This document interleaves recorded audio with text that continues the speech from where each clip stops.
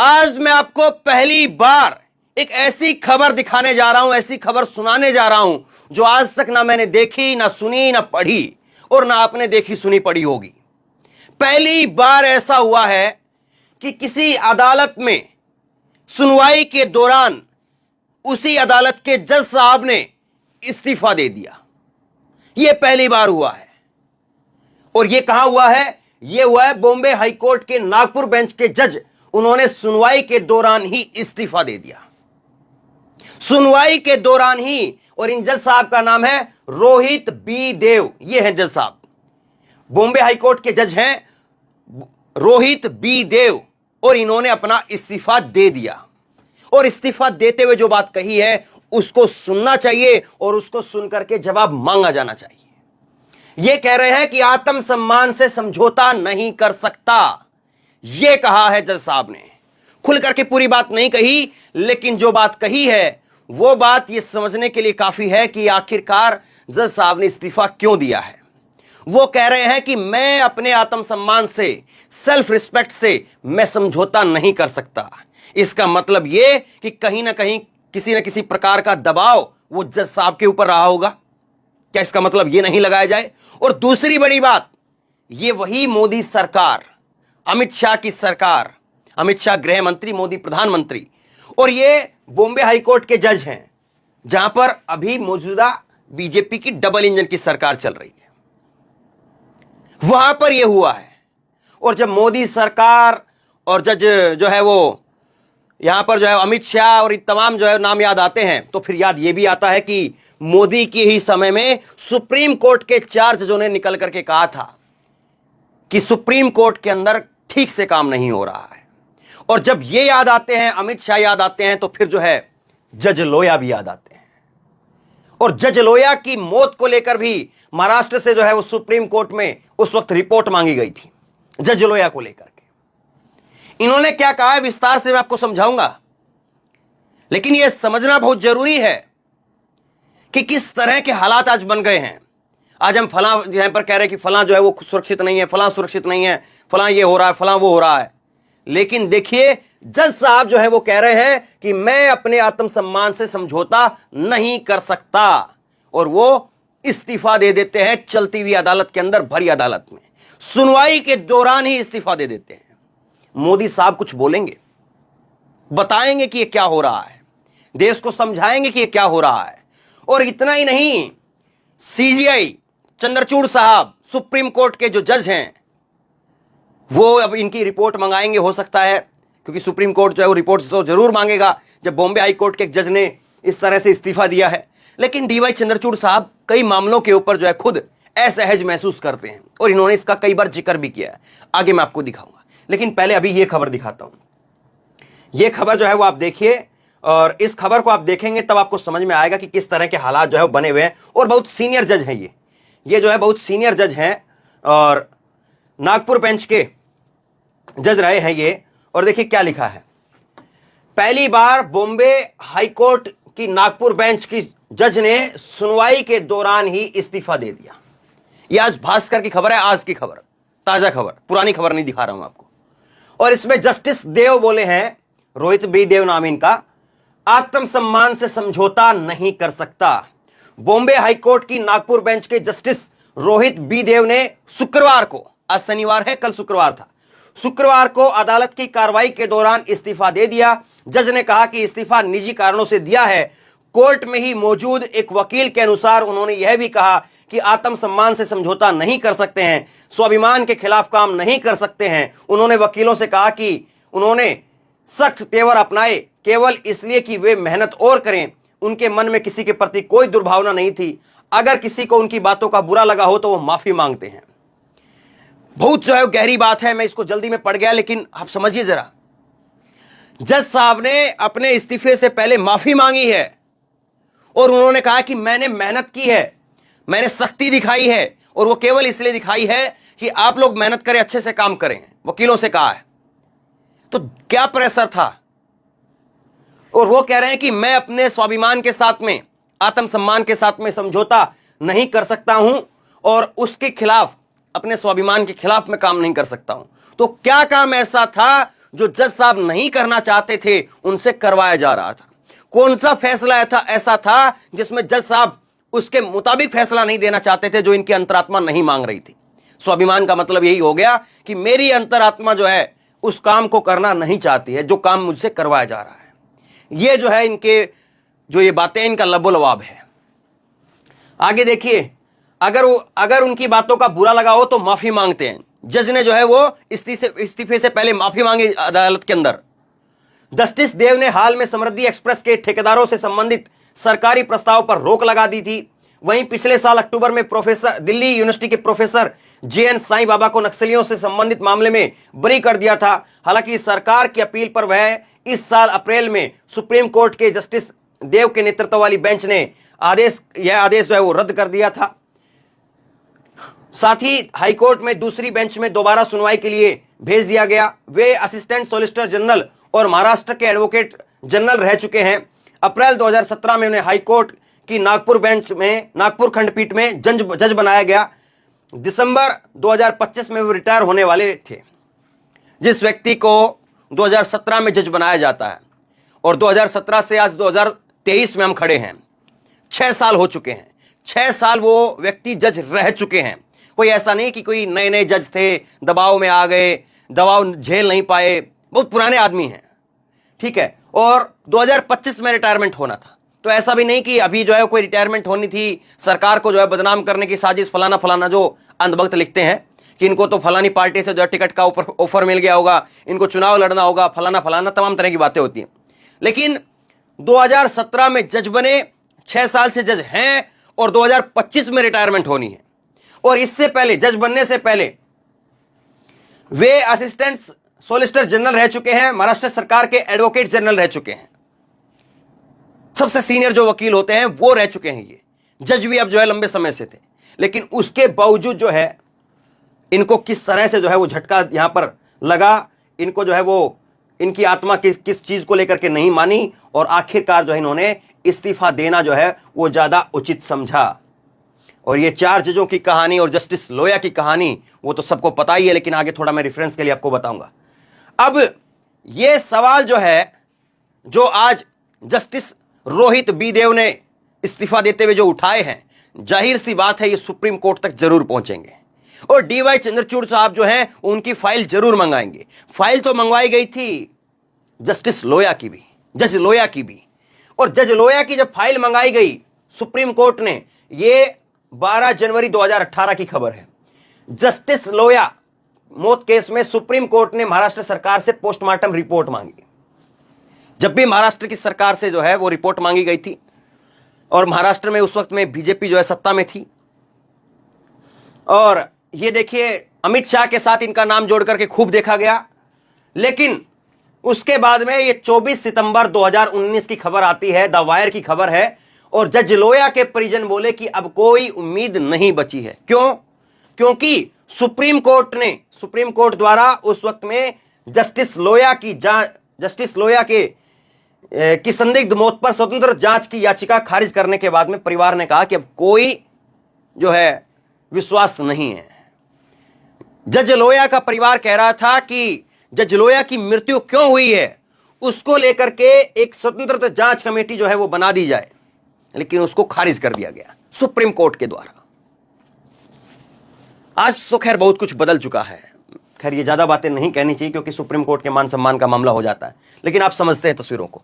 अब देखिए, जिन जज साहब ने आज इस्तीफा दिया है उनके 2 फैसले ऐसे हैं जिसको लेकर के नाराज होने का अंदेशा जो है जताया जा रहा है कि ये 2 फैसले हैं जिनको लेकर के हो सकता है कि वो नाराज हो गए हों।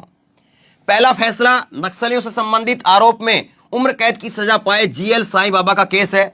जस्टिस देव की बेंच में आया था और इसमें यह सामने आया कि पुलिस ने उच्च अधिकारियों से मंजूरी लिए बिना उनके ऊपर UAP लगा दिया था। जस्टिस देव ने उन्हें बरी कर दिया था। हालांकि फैसला सुप्रीम कोर्ट ने रद्द कर दिया और 10 अगस्त को मामले की फिर से सुनवाई होनी है। समृद्धि महामार्ग पर गैर कानूनी तरीके से खनन करने वाले कॉन्ट्रैक्टर पर करोड़ों रुपए का जुर्माना लगाया था। इसे रद्द करने के लिए राज्य सरकार प्रस्ताव लाई थी जिसे जस्टिस देव ने स्थगित कर दिया था। 2 बड़े केस हैं जिसको लेकर के ये कहा जा रहा है कि इनकी जो इस्तीफा है उसके पीछे हो सकता है कि ये वजह हो। पहला केस तो यह है कि दिल्ली यूनिवर्सिटी के प्रोफेसर रहे और जीएल साईं बाबा को लेकर के इन्होंने, जज साहब ने कहा कि पुलिस ने बगैर मंजूरी लिए उन प्रोफेसर के ऊपर यूएपीए लगा दिया था और इसीलिए जज साहब ने ये प्रोफेसर जीएल साईं बाबा को उनको बरी कर दिया था। लेकिन इस मामले में फिर सुप्रीम कोर्ट ने बॉम्बे हाई कोर्ट के जज साहब के जो फैसला था उसको रद्द कर दिया और 10 अगस्त को फिर से जो है उस पर सुनवाई होनी है, अभी सुनवाई होनी है। तो क्या ये उससे जुड़ा हुआ मामला है? पुलिस ने किसके कहने पर यूएपीए लगाया था, पुलिस ने क्यों यूएपीए लगाया, ये सारे सवाल हैं। और जब जज साहब ने जो है उसको खारिज कर दिया था तो फिर उसके बाद में अब जो सुनवाई होगी तो उसमें क्या होगा। दूसरा एक केस ये है कि करोड़ों रुपए का कॉन्ट्रैक्टर पर जो है वो जुर्माना लगाया था। एक समृद्धि महामार्ग पर जो है वो गैरकानूनी तरीके से खनन करने वाले कॉन्ट्रैक्टर के ऊपर करोड़ों रुपए का जुर्माना लगा दिया था और इसके खिलाफ जो है वो राज्य की सरकार प्रस्ताव लेकर के आई थी जिसे जस्टिस देव ने स्थगित कर दिया था। गवर्नमेंट जो है, सरकार, स्टेट की गवर्नमेंट, वो जो है प्रस्ताव लेकर के आ गई कि आपने जिस कॉन्ट्रैक्टर के ऊपर जुर्माना लगाया है वो मत लगाई, लेकिन जज साहब ने उसको स्थगित कर दिया। पत्रकार भी रहे हैं ये जस्टिस देव। नागपुर के जिला कोर्ट में बतौर वकील शुरुआती प्रैक्टिस की। यहां वो एडवोकेट जनरल भी रहे, छात्र जीवन में पत्रकारिता की, नागपुर के अखबार में उप संपादक भी रहे। विदर्भ में से जुड़े कई अहम मुद्दों पर नितिन गडकरी और देवेंद्र फडणवीस भी इनकी सलाह लेते रहे हैं। बहुत पुराने आदमी है साहब और बिल्कुल अपने कॉलेज के शुरुआती दिनों से वहां से पत्रकारिता नागपुर से जो है वो शुरू करते हैं। तो जाहिर सी बात है, चप्पे चप्पे को जानते हैं, समझते हैं, उस पूरे इलाके को समझते हैं। पत्रकार रहे, पत्रकार के बाद में वहीं पर वकील बने, वकील बनने के बाद में फिर जो है वो वहीं पर उसके साथ साथ जो है वो एडवोकेट जनरल जो है वो यहां पर बनते हैं और फिर अब जाकर के नागपुर के ये जज थे 6 साल से। लेकिन इनके साथ में जो हुआ वो आपके सामने है। सोचिए क्या हालत हो रही है। जज भी जो है जज, और पहली बार ऐसा हुआ है कि भरी अदालत में इस्तीफा दे दिया। सोचिए कितना परेशान चल रहे होंगे, किस तरह की जो है कसमें होंगे। अब ये जरा खबर तो आपको याद है ना, जब खबर निकल करके आई थी 12 जनवरी 2018 को, तब मोदी की ही सरकार थी देश के अंदर। और उस वक्त में जब खबर निकल करके आई तब सुप्रीम कोर्ट के 4 जज निकल करके सामने आए और सुप्रीम कोर्ट के 4 जजों ने जो है वो कहा कि सुप्रीम कोर्ट में जो कुछ हो रहा है वो ठीक नहीं हो रहा है। ये 4 जज आपको दिख रहे हैं। इसमें जो है जस्टिस चेलमेश्वर ने कहा कि कभी कभी होता है कि सुप्रीम कोर्ट की व्यवस्था भी बदलती है। देश के इतिहास में पहली बार सुप्रीम कोर्ट के 4 सीनियर जज एक साथ मीडिया के सामने आए, साथ ही कहा कि सुप्रीम कोर्ट का एडमिनिस्ट्रेशन ठीक से काम नहीं कर रहा है। चीफ जस्टिस की ओर से जुडिशियल बेंचों को सुनवाई के लिए केस मनमाने ढंग से दिए जा रहे हैं, जिससे जुडिशरी के भरोसे पर दाग लग रहा है। उस वक्त में केस किसको जाएंगे, कौन सा केस किस जज को जाएगा, इसको लेकर के बहुत बड़ा सवाल उठा था और जजों को सामने आना पड़ा था। जजों को सामने आकर के कहना पड़ा था कि जुडिशरी के अंदर जो है जो केस डिस्ट्रीब्यूट किए जाते हैं उसमें सबसे बड़ा जो है वो झोल है और उसमें मनमाने ढंग से काम किया जा रहा है।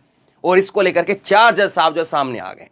अब आप कहेंगे तो पुरानी बात हो गई, बीती बात हो गई, उसके बाद में तो मोदी फिर जीत गए, ये हो गया वो हो गया। आपको एक खबर और दिखा देता हूं जो हाल की खबर है। ये जानते हैं आप, जस्टिस BR गवई नाम है इनका और ये वो जज हैं जिन्होंने कल जो फैसला है राहुल गांधी का, राहुल गांधी को फैसला देने वाले 3 जजों में से एक जज ये हैं। और इन्होंने, देखिए डर कितना महसूस होता है आज, या हर कोई अपने दामन को बचाने में जो है वो लगा हुआ है कि कहीं से मेरे दामन पर भी कीचड़ ना उछल जाए, क्योंकि आज माहौल ऐसा है, आज समय ऐसा आ गया है। जज साहब जो है वो अपने आप को अलग करना चाहते थे राहुल गांधी के केस से और इसलिए उन्होंने राहुल गांधी का जब केस शुरू हुआ उससे पहले ही कहा कि मैं जो है इस केस से अलग हो सकता हूं अगर आपको कोई आपत्ति है तो। और इन्होंने एक समस्या बताई थी, ये मैंने पहले भी आपको बताया। 20 जुलाई को, अब 4 अगस्त को जो है फैसला आया है, लेकिन 20 जुलाई को जब कोर्ट की सुनवाई 21 तारीख थी, 21 जुलाई को जो सुनवाई होनी थी, लेकिन उससे एक दिन पहले ही जज साहब ने सबको जो है वो इन्फॉर्म कर दिया था। जब कोर्ट की सुनवाई शुरू होती है तो पीठ के अध्यक्ष BR गवई ने केस को लेकर के अपनी व्यक्तिगत समस्या बताते हुए कहा और दोनों पक्ष से सुनवाई के लिए सलाह मांगी। जस्टिस गवई ने कहा कि मेरे पिता कांग्रेस के करीबी थे, भाई अभी कांग्रेस के सदस्य हैं, आप लोग तय करें कि मैं सुनवाई करूं कि ना करूं। क्योंकि इनको भी लगा कि कल को जो है राहुल गांधी के केस में मेरिट तो थी नहीं और इस मामले में जो है वो फैसला सुनाया जाएगा और इस फैसले में कहा जाएगा कि राहुल गांधी की सजा पर हम रोक लगाते हैं, तो उसके बाद में कोई चोरी छिपे जो है निकाल करके लेकर के आएगा कि देखिए ये जज तो वो हैं जिनके पिताजी कांग्रेस के टिकट पर चुनाव लड़े थे, ये जज तो वो हैं जिनके भाई जो है कांग्रेसी हैं, तो ये भी कांग्रेसी है, राहुल गांधी की डील हो गई होगी, इतने करोड़ में सेटिंग हुई होगी, फलाना होगा, ढिमका हुआ होगा। इसीलिए इन जज साहब ने कहा कि अगर आपको आपत्ति है तो मैं इस मामले से हट जाता हूं, किसी और से जो है वो आप सुनवाई करवा लीजिए, किसी और को जो है वो ट्रांसफर कर दिया जाएगा केस। ऐसा होता है, अगर पार्टी को कोई एतराज हो तो ऐसा हो सकता है। और इस बात को किसी और ने नहीं बल्कि जज साहब ने अपनी तरफ से खुलासा किया। लेकिन उसके बाद में कांग्रेस की तरफ से अभिषेक मनु सिंघवी और बीजेपी की तरफ से पूर्णेश मोदी की तरफ से वो महेश जेठमलानी, दोनों ने कहा कि नहीं, हमें आपकी इस बात से कोई आपत्ति नहीं है। तो ये हालत हो रही है साहब, और ये हालत इसलिए है क्योंकि जस्टिस चंद्रचूड़ जो हैं वो कई बार अंदेशा जता चुके हैं, कई बार डर जता चुके हैं। जस्टिस चंद्रचूड़ कह चुके हैं कि उन्हें भी ट्रोल किया जाता है और उन्हें भी ट्रोल किए जाने का डर जो है उन्हें लगता रहता है कि देश के अंदर जो है वो सोशल मीडिया पर ऐसे ही सुनता बढ़ रही है और झूठी खबरों की झंडी दिखाई देती है। लगातार सोशल मीडिया पर जो है भक्त जो ट्रोल आर्मी है वो कुछ भी लगा करके चलती रहती है। और ये देख लीजिए, इसका एक नमूना है, जब जज साहब ने DY चंद्रचूड़ ने मणिपुर को लेकर के सौते संज्ञान लिया, जब वो वीडियो वायरल हुई, तो उसके बाद में देखिए कि ये अनुपम केसिंग है, इन्होंने लिखा कि तुम क्या करोगे चंद्रचूड़, तुम क्या करोगे, मतलब अपने बड़े भाई से बोलने की हिम्मत नहीं हो पाती है। हमसे जो 2 साल सीनियर हो किसी पेशे में, तो हम अपने ऑफिस में किसी जो है सीनियर को तुम नहीं बोल पाते हैं। और ये व्यक्ति जो है वो देश के सुप्रीम कोर्ट के जो है सबसे बड़े जज चीफ जस्टिस को कह रहे तुम क्या करोगे चंद्रचूड़। पश्चिम बंगाल में महीनों हिंसा होती रही, हजारों लोग भाग करके दूसरे राज्यों में शरण लेनी पड़ती है, तब तो तुम्हारा मुंह नहीं खुलता है। तुम उस निकम्मी आलसी, देखिए फिर तुम उस निकम्मी आलसी और अंधी व्यवस्था के प्रतीक हो जो तमिलनाडु में मजदूरों के प्रताड़ना पर आवाज उठाने वाले मनीष कश्यप को जेल में ठूस देती है, दंगाइयों की लाशों पर अपना एक्टिविज्म चमकाने वाली तीस्ता सीतलवाड़ को कार्रवाई से बचाती है, तुम क्या करोगे। तो साहब आज मोदी के दौर में यह हालत हो गई है, मोदी के दौर में आज यह हालत है कि जजों को भी जो है वो देखना पड़ता है कि हम क्या बोलें क्या ना बोलें, क्या करें क्या ना करें, और हमारे बोले से क्या होगा और हमारे बोले से क्या नहीं होगा। और जज साहब पहली बार जो सुनवाई के अंदर इस्तीफा दे रहे हैं। मामूली बात मत मानिए, इसे बहुत बड़ी बात है। तो शेयर कीजिए इस खबर को, लोगों तक पहुंचाइए कि मोदी राज में कौन कितना सुरक्षित है। और फिर भी हम कहते हैं 56 इंच की सरकार, क्या यह स्पष्टीकरण सामने आ पाएगा? क्या जज साहब को दोबारा से जो है वो इनकी ड्यूटी पर कहा जाएगा? इनका जो आत्मसम्मान को ठेस पहुंच रहा है उस चीज को जो है वो सोल्व किया जाएगा, पूछा जाएगा? क्या चंद्रचूड़ साहब जो है इसकी जांच करेंगे? क्या मोदी सरकार स्टेट सरकार से कहेगी कि देखिए क्या मैटर है? तो ये सारे सवाल हैं। शेयर कीजिए इस खबर को, और आप क्या सोचते हैं मोदी के अच्छे दिनों में, मोदी के मजबूत राज में हम कितने सुरक्षित हैं, कितने महफूज हैं? जज तक ये बात क्यों कह रहे हैं?